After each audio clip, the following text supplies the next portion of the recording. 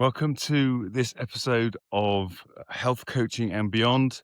I am currently walking through some woodlands with the dogs out in the Peak District, which is something that AI can't do, which maybe gives you a bit of a clue as to what we're talking about today. So, as you'll be aware, Ollie and I will bring you guests who we respect in the area of health coaching and beyond it to hopefully stimulate your thinking. And then in between times, Ollie and I will get together and have a conversation about things that are topical at the moment. And one of those things, won't be a surprise, is AI. And we'll touch a little bit on Ollie's experience. He's been delving a little bit into AI and experimenting with it as a coach and also as a supervisor, and think about how we might be able to use that in our training. And the other thing we've been mentioning is about Jonathan Passmore. And again, if you haven't come across Jonathan Passmore, he's written lots on AI, and so definitely follow him on LinkedIn. And he asked the question of whether you are a Zoomer, whether you think AI is just going to take over everything, and therefore there's no point us coaching anymore, or you think maybe you're a Doomer and you think that actually AI can't do any of what we do as coaches. Or maybe you're a bloomer and it's more about thinking how we can make best use of AI and how we can use it to enhance what we do. So I hope you enjoy the conversation, and please let us know where you are on this. Are you a Zoomer, a Doomer, or a Bloomer?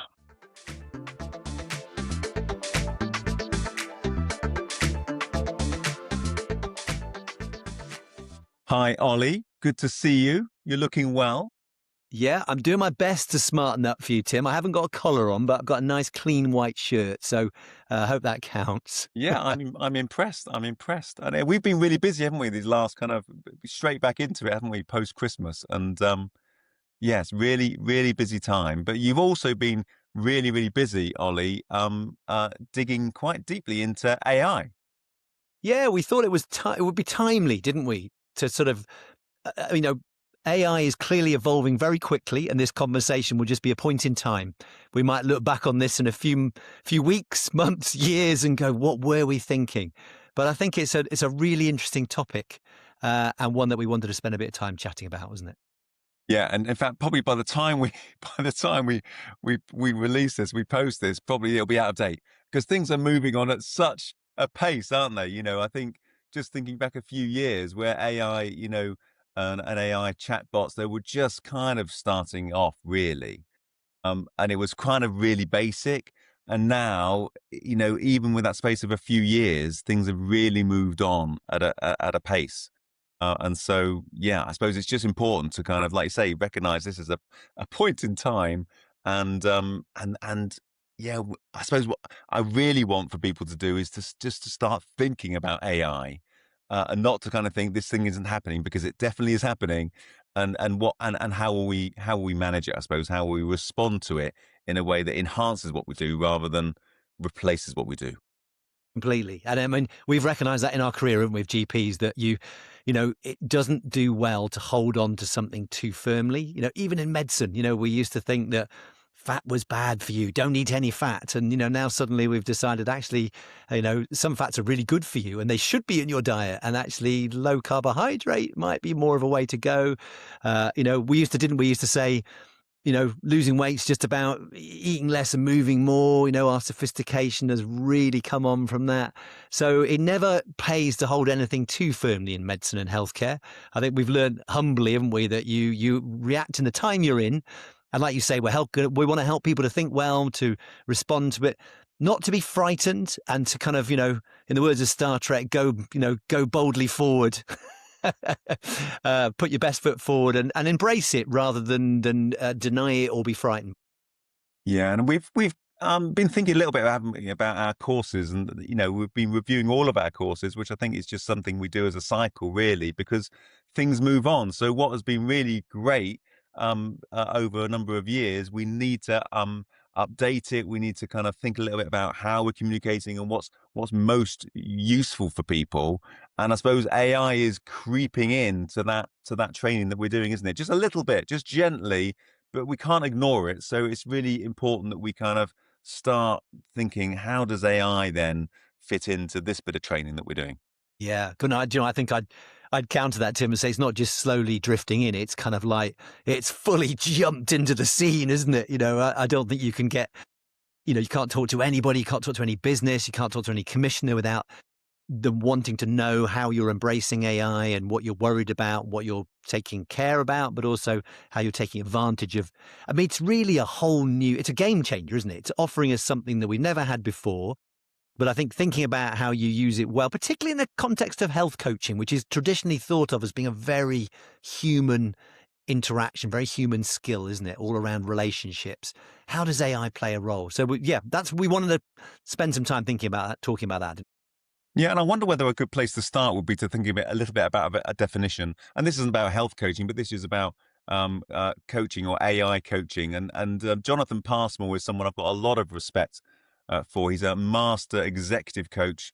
I think he's a professor at the Henley Business School.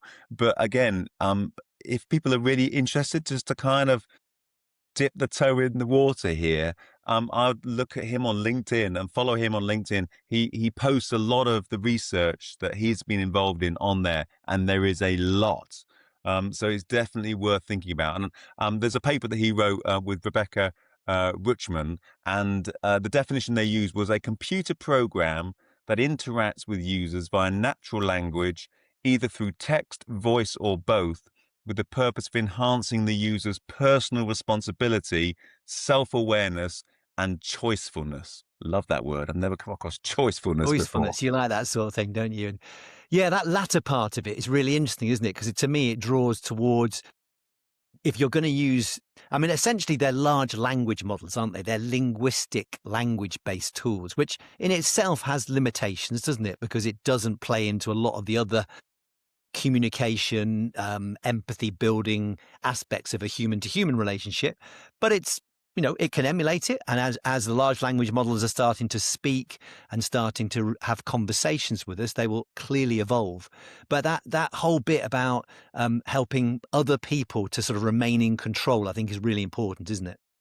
Yeah, that enhancing the user's personal responsibility, self-awareness, and choicefulness. So I suppose if it's not doing that, then it probably isn't going to be that much use Yeah, I to mean, to be us. honest with you, that is for me. That's the main thing I think I would want to preserve with an AI tool to support health coaching, is that the real risk of AI, I think, is that we defer decision making. We start to say, well, this tool's cleverer than me. It knows all the research. It can scrape the internet. And you start to defer your decision making to AI. You build, if you like, an over trust and maybe even a dependence. So I think the use of AI in health coaching has to be a growth tool. It has to be a tool to help you grow as a human. And it's got huge potential to do that, but there are huge risks that it'll do the opposite. Yeah. So you've been digging in, Ollie, to this. You've been practicing. You've been trying some stuff out. So what's what's your experience been? Well, it's really interesting, isn't it? Because, like you said, one way of thinking about this is that, oh, well, health coaching is very human. There's no way that anyone can, an AI machine could take the place of a human. But actually, there are some really useful parts of it. So I've been trying out some prompts, getting skillful at putting prompts into a large language model. I've been using ChatGPT, developing together with the AI a useful prompt that will start off a health coaching conversation, and then been trying out. And I think that might be a good place for people to experiment with, actually. When I've been experimenting with it, there are some real, I've just been using it in a type form, which works for me. It means you can do it at your own pace. You can think about your answer. You can type something in, you can change it. You can come back to it. There's been times where it's been extremely good at reflecting back to me what it sees in the responses that I've put in, and that gives you a lot to think about.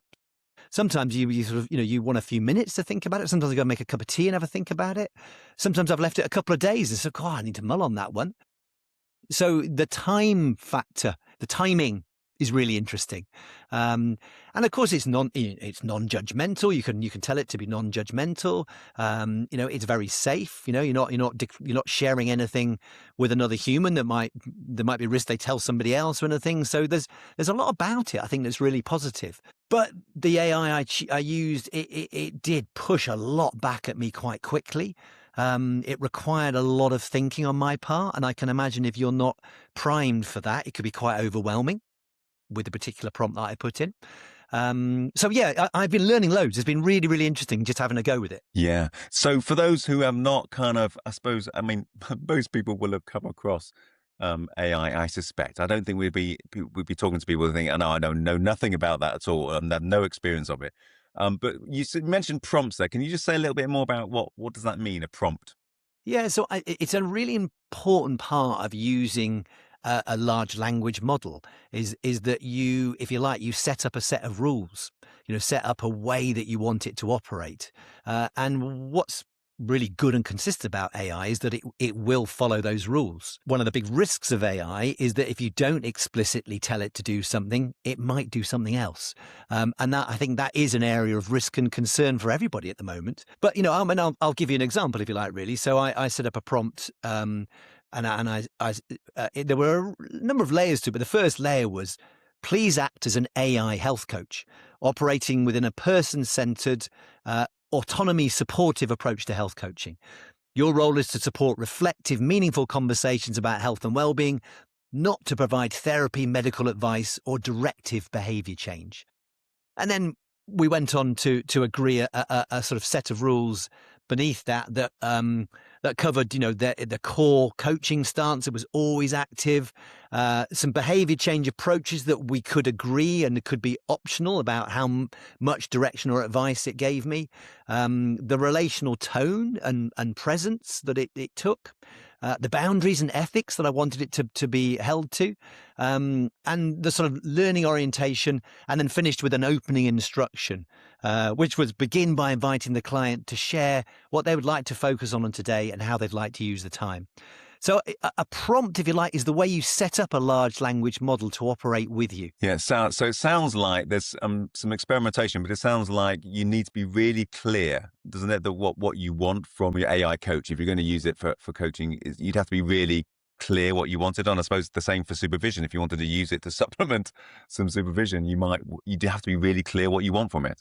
I think so. And in fact, it's interesting you say that, because actually, sort of initially, I can see three ways that AI could be really valuable in a health coaching context. So I've talked about potentially using AI as a health coach, setting it up well, and appreciating the role it can play in giving you a thinking space, but also appreciating that it's not going to take over from the relationship aspect of health coaching. We can come back to that later when we think about how we teach health coaches to work with AI. But I think it can also play the role of a patient, and be a sort of practicing tool for learners learning health coaching, for human learners learning health coaching. I think that's a really interesting aspect. I've experimented with that. Play the role of somebody who, is really suspicious of health coaching, feels like they've tried it before and it's never worked for them. That sort of thing. You can set up a sort of prompt like that and agree how it's going to behave. And I'm also interested in the role it might play in supervision. So can you prompt it to work with you in a supervisory capacity? So in all three of those roles, what I think AI can do is add a supplementary space, a supplementary tool that if we're really clever, we can make the most of. I think AI can enhance it and really augment where we can take it. Yeah, yeah. It's making me, well, there's a few things that come while you've been speaking, a few things come to mind. One is how super convenient it is, actually having a coach that doesn't get tired, that doesn't mind you nipping off to make a cup of tea, or even leaving it for a couple of days and then coming back. Do you know what I mean? That kind of, that truly is non-judgmental, isn't it? It's kind of like, oh, they'll just pick up where you left off. Absolutely. And, coaches in real life get tired, don't they? If you're the seventh or eighth person that someone's coaching the day, they're knackered. They've lost their empathy. They've lost their so there's something really consistent and dependable about a tool like this, isn't there? Yeah. So there's some things it can do really well that you've articulated there. Was there any, during your experimentation or trialing it, was there anything that you thought actually it didn't do that particularly well? in the way I used it, and it didn't have that flow of conversation. The flow that you get into as a someone being coached and someone supporting someone, it is part of the magic of it, isn't it? Responding in the moment, having pauses, responding to their tone, responding to their body language. Obviously, it doesn't do that, and I have to say, I got the sense after a while, knowing this wasn't a real person, that I was just speaking into a black hole, and in some ways that was helpful because but you have to remember it's just your thinking. It's your thinking echoing around. And if you can cope with that and realize the value of having that sort of reflecting back, summarizing back, but knowing that there's not a caring person the other end of it.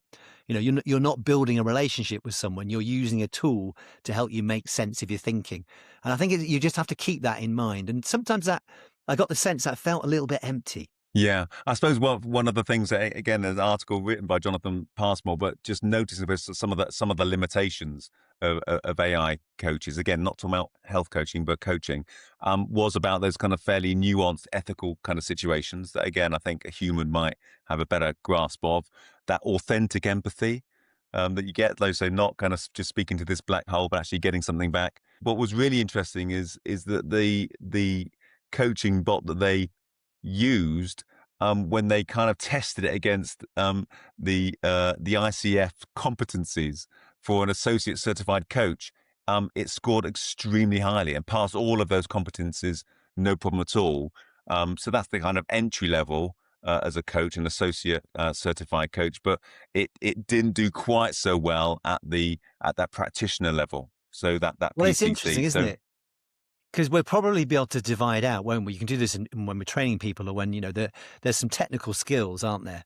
That sort of you have to train people, and people get competent at as they practice. But those technical skills sit on top of how you are as a person and how you connect. And that sort of genuine empathy.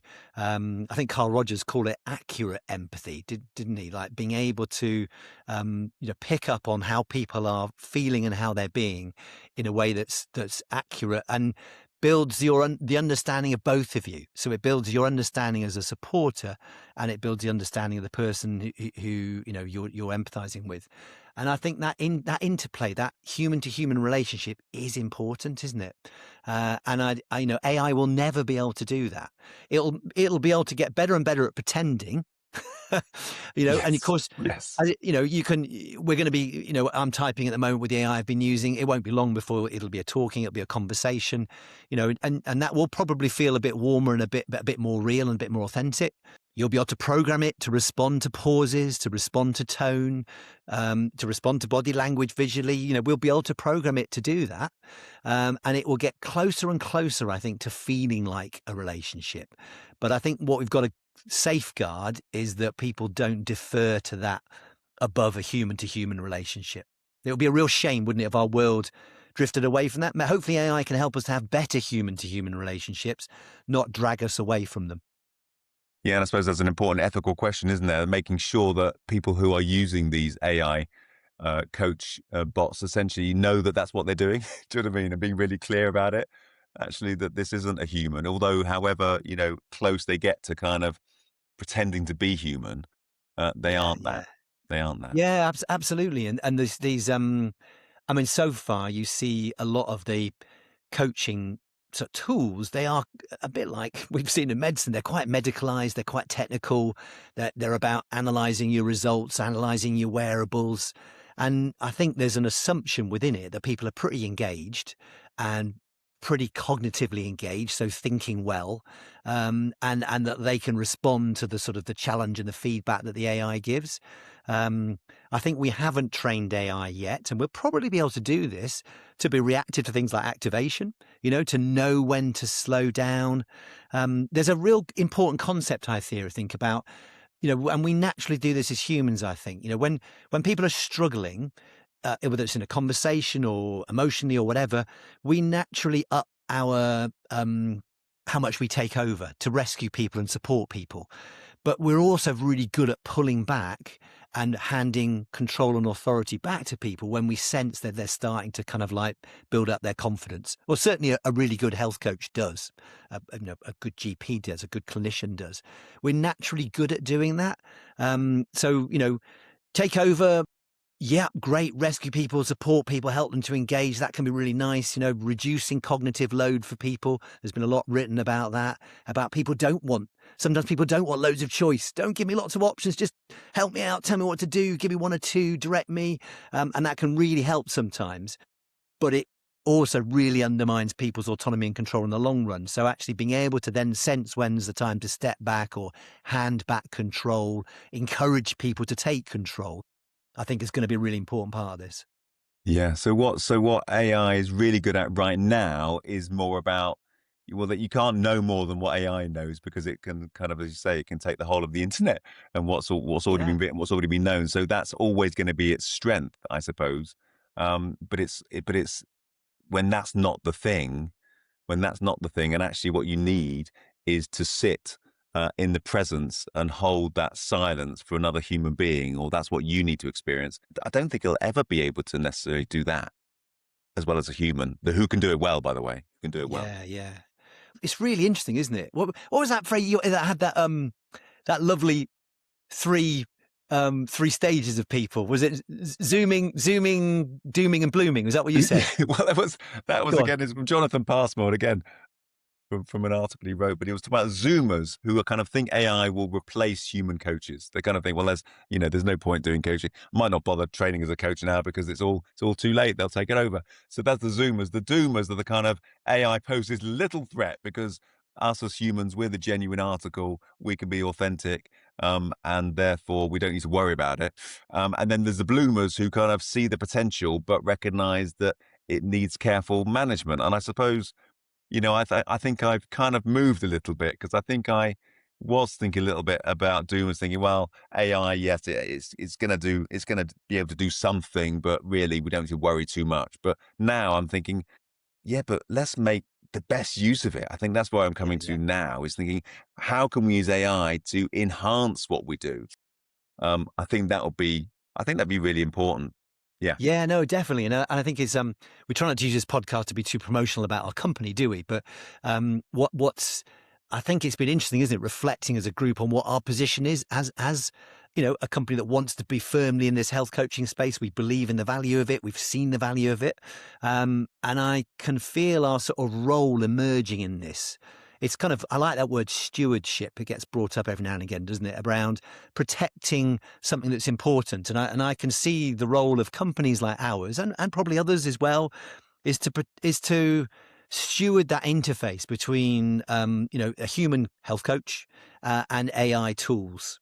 And as those evolve, we keep abreast of the kind of the best of both. How do we train health coaches to be really good at interfacing with AI tools and people who are using AI tools? How do we help people to develop AI tools that will be really useful to help humans to grow rather than to become dependent? So there's that optimistic position, isn't there? Is it maybe we got to be part of the bloomers? We don't want to be thinking there's no point, it's all going to take over, there's no point in head in the stand. Well, there's no point in sort of like thinking AI is never going to do anything for humans. You've got to be somewhere in between, haven't you? And I think that's what we hope to do, isn't it? We hope to do that, and I suppose what I'm hoping from this kind of conversation is that other people are thinking, okay, well, I haven't really engaged in it so far, but my interest has been tweaked, and I just think maybe I just need to have take some time to just investigate it. And again, if that's what you're thinking about, then please go visit Jonathan Passmore's LinkedIn page, because there's so much more. And I'm going to dig much more into that, because I think there's lots of research.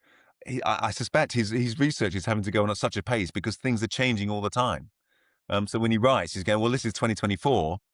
When this is published, then maybe things will have moved on. So Yeah, I it's do, and I important for think that. we're definitely in that experimental phase, aren't we? And I think this is the note of caution, I think, which is really important to hold, isn't it? Is that when you find this new shiny thing, there's a temptation to just want to just go for it, embrace it full on. But keeping that kind of critical appraisal, keeping that reflective mindset's important, isn't it? Because, if you're a business and you just right, let's just set up an AI health coach and let all our employees have it. There are a few black holes, there are a few echoes, there are a few sort of things that happen, I think, that aren't totally in our control yet. So I think we're in that experimental phase where it's good to proceed with caution, to make sure that there is human oversight of what's going on. There's a chance to sense check stuff. It's what supervision does for health coaches, isn't it? But I think we've all got to mutually supervise each other with this. I'm certainly very happy to engage with anyone around trialing out some of the prompts we're using. So I would really encourage people to contact me either through LinkedIn or through through YouTube if you're watching it on YouTube. And I'm really happy to share the prompts that we're using and just hear what people's experience are. Let's learn together. That would be a really interesting thing to do, I think. Why don't we talk a little bit around what we think a health coach can do now alongside AI? I mean, have you got thoughts on that? Well, I suppose what I was wondering about was focusing on what it is that you can do, which is kind of the uniquely human bit. So, information thing, I think AI's got that covered, but I think it's getting really skilled at holding that kind of emotional weight and providing the space. I think that's really good. They're really important. Jonathan Passmore talks about non-verbal presence, use of metaphors, and humor. Mm. Apparently, I don't know. I don't know if your AI has kind of introduced any humor, but again, that's something that we maybe do. Obviously not as funny as us, do you know what I mean? No chance there, Tim. But yeah, no, it's interesting, isn't it? And I think it's almost like I think health coaches are sort of may well become a bit of a supervisor and a sort of like you're a partner alongside some of the tools you're using, isn't it? So, checking out what they're getting out of it, helping people to tune into the stuff where it does add real value and where there's risks of it, perhaps drawing people into over-dependence or deferring decision-making where they could take more of that on. I think, it's having that honest conversation with people about it, isn't it? How does it make you feel? In what ways are you using it that are helpful? And what ways are you using it that actually feel a little bit hollow and soulless to you? It's having those sort of opportunities to have that interaction with people, but also to hold that relationship, isn't it? Like you say, AI can't have a relationship with you, no matter how much it pretends. So if you're working with AI, you probably need a human relationship alongside it. Yeah, and I'm also, as you're speaking there, I was just thinking about how sometimes in general practice, when I was working in general practice, people would bring kind of internet searches that they'd done, and some of the information that they brought was not that good. But the fact is, they had actually gone away and they'd done some Yeah, work. So yeah. again, if people come and say, "Well, look, I've been working with this this coach bot, and this is where I'm at," it's not like, "Oh no," but it's also just kind of checking in with people. Okay, so what were the prompts you use, and just entering into a bit of a dialogue and supporting people to maybe make best use of these tools, Yeah, yeah. rather than go, "Oh no, well, that's nothing to do with us." I think it's just Yeah, being open-minded about it. I think would be a good that's start. a that's a great example, what you've just said there about people coming in with internet searches as a GP. I remember people would come in with the most bizarre things they discovered. Oh, doc, I wonder if I've got maple syrup urine disease. My urine's been a bit smelly recently. And you go, well, do you know what? That's something that's usually in an Asian population. It typically shows up in children under 6 months old, and there's only 8 cases of it in the world. So it's kind of like you can contextualize it, can't you? You can help people make sense of a lot of stuff they might have picked up. The EMCC, the European Mentoring and Coaching Council, has a really good ethical guide. They've thought about AI. There's some ethics there, particularly around for health coaches, whether or not you use AI to transcribe your meetings or record things and how you keep people's consent and control over what you're using. And there's some really good pointers in there. So I'd encourage people to have a look at that. And then, there's some pragmatics and practical points to it as well, aren't there? That's always good to think about. We haven't gone too much into those today. We've talked a bit more around the sort of like the emotional and the conceptual side, haven't we? But there are some pragmatics as well to consider. How about you, Tim? Anything else you think we should cover? No, well, not particularly, but I am just wondering whether maybe we get some interaction from people. If in response to this podcast, maybe you let us know whether you're a Zoomer, where you think AI will replace human coaches, whether you're a Doomer and you think AI will pose little threat and humans are the genuine article, or Bloomers, where you see the potential and recognize the need for careful management. So, what are you, a Zoomer, a Doomer, or a Bloomer? And what about you, Tim? What are you? Where do you sit? Oh, definitely a bloomer. I mean, I think what I've really enjoyed recently is seeing how energized you've been, Ollie, in terms of your experimentation. So it's brought a lot of life to our meetings and your excitement about it. So that's what I hope other people will get. That they will just get excited about it, just to not disappear into a kind of this black hole, but just to experiment and just to raise their awareness of it and how useful it can be, not to take over everything that we do, but just how it might enhance, I suppose, how it might enhance what we do. Brilliant. And I have to give a shout out. This will test out whether he listens or not. My running mate, Jason, he always helps me to embrace new things. It's lovely when you've got friends around. You're like this as well, Tim, where, it pays to be excited about stuff and get interested in things, isn't it? But it also pays to look at it with a critical eye. So I always enjoy people to bounce off ideas. I love chatting with you about it, Tim. I enjoy running with Jason and chatting about it. It's nice to just talk about these things, isn't it? And explore them together. But yeah, stay bloomers. Don't be a Zoomer or a Doomer, be a bloomer. I think we might leave it there. Nice one, Tim. Good to chat to you as always. And you.